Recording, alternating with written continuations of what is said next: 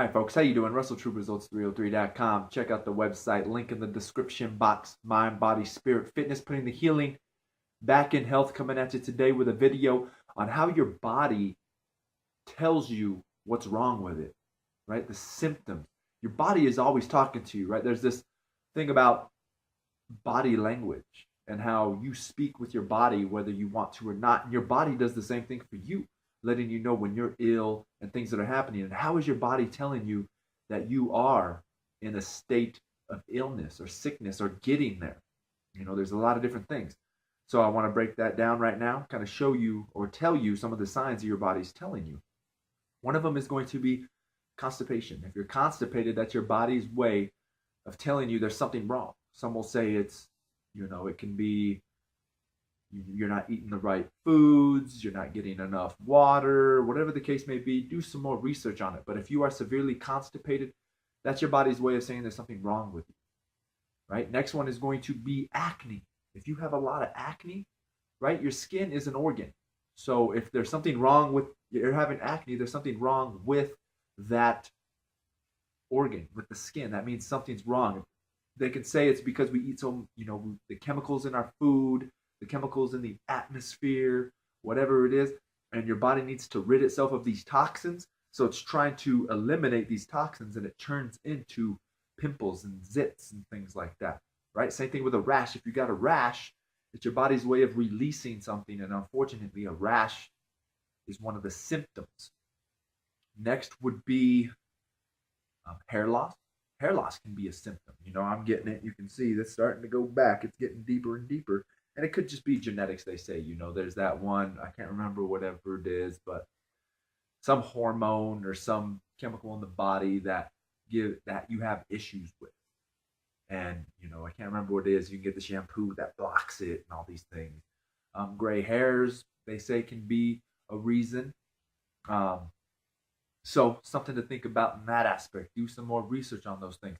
Next is going to be body odor, right? Stench. If you know or you do your own research, there'll be some issues where they say, different ethnicities smell differently, and it could be due to diet. That's why you're gonna smell worse or not. They'll say an Asian person smells different than an American person because ours is more meat-driven diet versus a more starch-driven diet, fruits and vegetables and things like that. So the smell is going to, the smell of a person, the odor that they give off, their body odor will be a sign of health or not. Because once again, it's the same thing.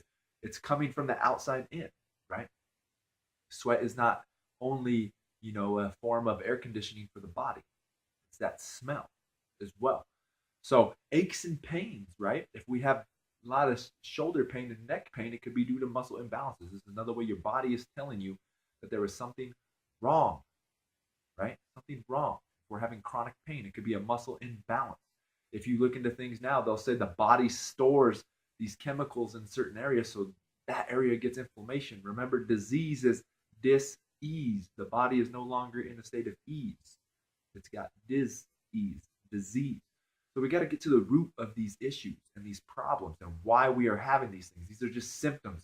And unfortunately, a lot of today's medication, at least in the Western world, is just masking these symptoms.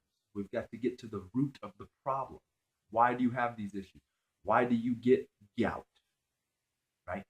They'll say it's a form of acid buildup, I think, in the joint or whatever. But same thing. Why do you have these issues? I'm a firm believer that diet can take care of anything.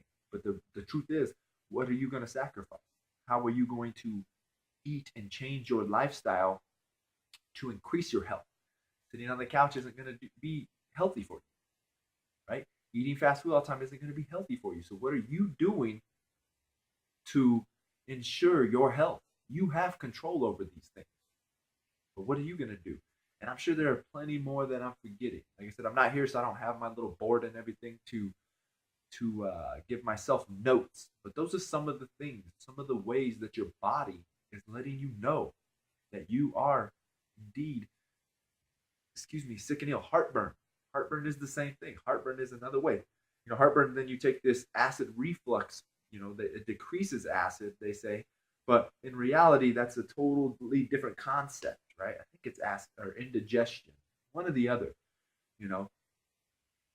So that's what it is. They say, it's, oh, you're too acidic, it's spitting up into you, you got too much acid. So it decreases acid, but in the same issue, it's already an acid issue. You don't have enough or something along those lines. But once again, it's look at some of these symptoms you have and look for an alternative cure, an alternative medicine that's going to help you. Because these are symptoms of your body letting you know that you're having an issue, right? So once again, there's some food for thought. Figure it out. Brain fog, same thing. Brain fog, you can't think. That's another way of your body saying something is wrong. Maybe you're not getting enough sleep. Maybe you're not getting enough brain nutrients for your brain to be functioning properly.